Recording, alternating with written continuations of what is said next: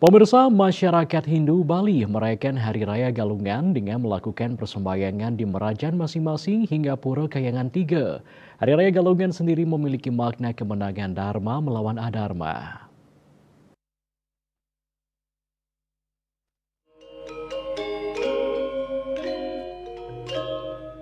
Beginilah suasana Hari Raya Galungan, di Desa Adat Poh Gading Ubung Kaja Denpasar Utara.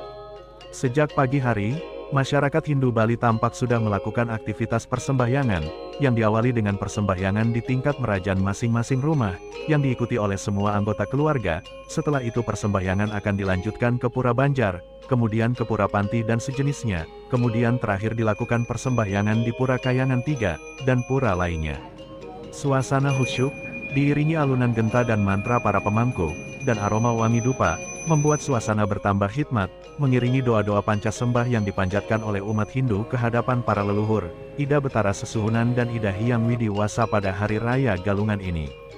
Hari Raya Galungan sendiri, bermakna momentum kemenangan Dharma melawan Adharma. Kemenangan Dharma di sini lebih ditunjukkan di mana manusia mampu mengalahkan dirinya sendiri, dalam artian mengalahkan atau mengendalikan sifat-sifat buruk atau karakter-karakter buruk yang ada dalam diri manusia, sehingga pada rangkaian Hari Raya Galungan ini, sifat-sifat tersebut bisa disadari, dikendalikan dan dinetralisir, dan puncaknya pada Hari Raya Galungan menjadi tonggak atau momentum perubahan diri, menuju pribadi yang lebih positif, atau pribadi baru, berubah ke arah yang lebih baik. Inilah yang menjadi kemenangan Dharma melawan Adharma.